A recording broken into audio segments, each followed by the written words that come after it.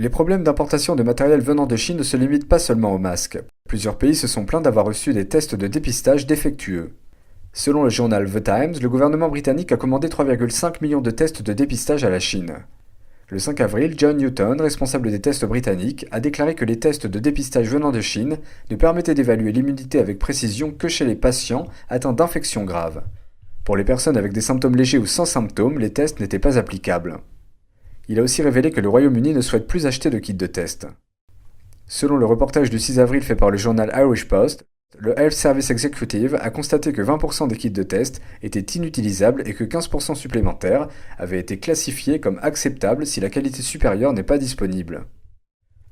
Le gouvernement irlandais se montre strict envers la Chine. Il n'y aura plus d'accord entre les deux pays sur les produits de protection si la qualité ne s'améliore pas. Toutefois, c'est la République tchèque qui a été le premier pays à signaler des problèmes de tests de dépistage défectueux.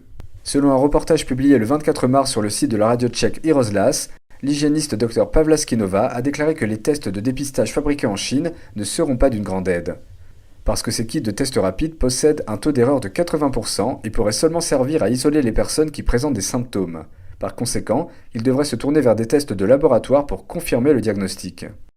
过去有报道说，国内的一些核酸检测试可能只有40%-50%的准确率，那是属于勉勉强强可以接受的范围。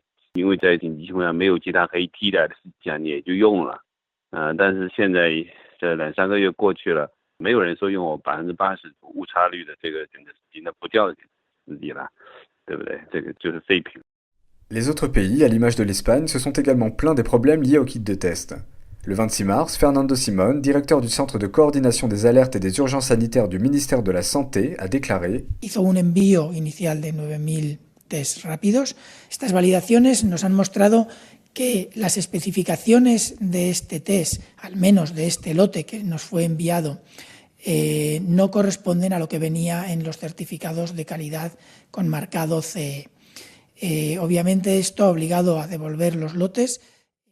La Société espagnole de microbiologie a aussi révélé que les tests rapides ont une précision équivalente à 30%, donc le taux d'erreur est égal à 70%. En effet, l'Espagne a acheté à la Chine des centaines de milliers de kits de tests censés donner des résultats en moins de 30 minutes, au lieu des quelques heures nécessaires pour les tests classiques. Ces tests rapides ont été fabriqués par la société chinoise BioEasy, basée à Shenzhen. Le même jour, l'ambassade de Chine en Espagne s'est empressée de réagir, précisant que le fournisseur des tests en cause, l'entreprise BioEasy, ne figurait pas sur la liste officielle recommandée par le ministère chinois du Commerce. Mais si la société n'a effectivement pas fait homologuer ses tests en Chine, a-t-elle bénéficié d'un certificat de conformité l'autorisant à commercialiser ses produits en Europe ? La Chine tente de redorer son image par le biais de dons et de ventes à l'international destinés à faire oublier la gestion initiale de la crise par les autorités du pays.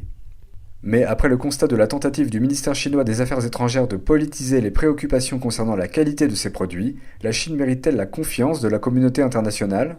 Mark Green, membre du Parti républicain et élu à la Chambre des représentants des États-Unis en 2018, a déclaré lors d'une interview sur la chaîne Fox News que Pékin aurait, en échange d'1 milliard de masques, négocié l'utilisation de Huawei pour la 5G. In France, we were told yesterday on a conference call that Macron was talking to Xi, and Macron asked for 1 billion masks, and Xi said, "We'll give them to you if you implement 5G with Huawei." That's who China is, and it's time the world wake up and recognize it. Que peut faire l'Europe face à cette diplomatie chinoise des produits sanitaires ? Joseph Borrell, le chef de la politique extérieure de l'Union européenne, a déclaré que l'Union européenne doit être consciente qu'il y a une composante géopolitique à la crise, y compris une lutte d'influence par la manipulation de l'information et la politique de générosité. Emmanuel Macron, le président de la République, a déclaré qu'il était important de revenir à une indépendance entière en matière de production de produits sanitaires afin de rebâtir la souveraineté de la France et de l'Europe. Produire davantage en France, sur notre sol. Produire parce que cette crise nous enseigne que sur certains biens, certains produits, certains matériaux, le caractère stratégique impose d'avoir une souveraineté européenne. LTD News, France.